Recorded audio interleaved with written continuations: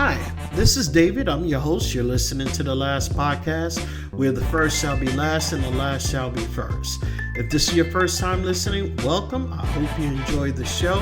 If you're returning, welcome back. I thank you and I appreciate you listening, and I hope you continue to find tips, ideas, and value from listening to this podcast. This is going to be a real quick podcast because I want to talk about something so simple that we all know, that we all learn, and so many of us find it so darn hard to do. It's forgiveness. Being able to forgive somebody. And I believe that, we've all learned how to forgive someone, but why is it so hard? And I think that is so important because forgiving somebody can really impact how you act and how you might have harmony with others. I believe that the significance in forgiving someone lies in the capacity to free individuals from the chains of negative emotions such as anger, resentment, and even revenge. Forgiveness is often misunderstood and as a condition excusing the wrongdoings of others. However, it is an integral part and process that involves releasing oneself from the burden of holding grudges. And so many of us hold those grudges for a long time, for years. I know that, for instance, my own sister, my sister who passed away a couple of years ago, her and my mother, they held a grudge to the bitter end. And I don't think that's healthy. So I think forgiveness not only helps the person you're forgiving, but it also helps you for forgiving. And forgiveness, I believe, can have a significant psychological benefit and help reduce stress, blood pressure, and improves overall well-being. Because when you have built up animosity, I think it just eat away at you to a point where you might just be harboring all these bad feelings, and the next thing you know, you're wondering why you're getting sick.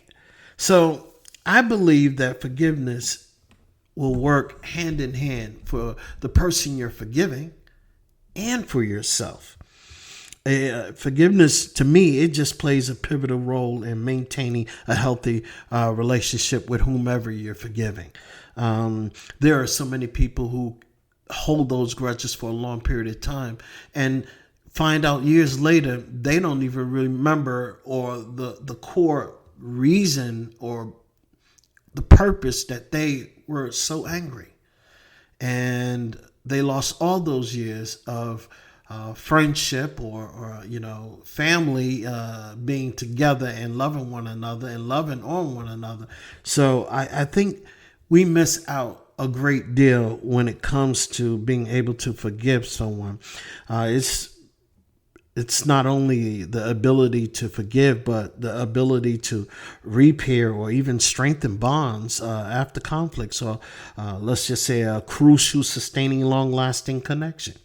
So understanding forgiveness, even forgiving yourself on a deeper level, can help you maintain and understand in relationships. Forgiveness helps influence forgiveness in our relationships, such as empathy, remorse, or even enhance our own communication, essential for understanding a harmony between two individuals. And yeah, we can forgive, but we have sometimes, and that misconception is so strong, when we feel that we forgive that person, we're giving in. And it's not all about giving in. It's all about preparing yourself to move past the pain, past the hurt, past the disappointment. So forgiving does much more than holding the grudge. In fact, forgiving someone else is more powerful than holding a grudge. So I think the process of forgiving is not linear. It involves different stages: acceptance, understanding, and at the end of all that, healing. And that's what we're going after. When we forgive somebody, we want to be able to be healed. So whatever the hurt was, whatever the pain was, whatever the disappointment was, why hold on to all of that? That's all negative stuff.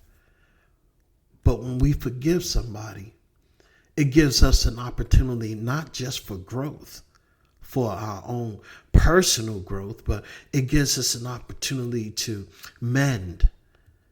It gives us an opportunity to heal. So we want to break those barriers, break those chains that cause us to hold on to and harbor such bad feelings, such pain, such loss, and let it go and start forgiving. Because when we start forgiving, we start to heal ourselves. But the more important part of this too is you're not forgiving the person for their deeds alone. You're mostly forgiving them so you can have that release, that forgiveness. You need to forgive yourself as well.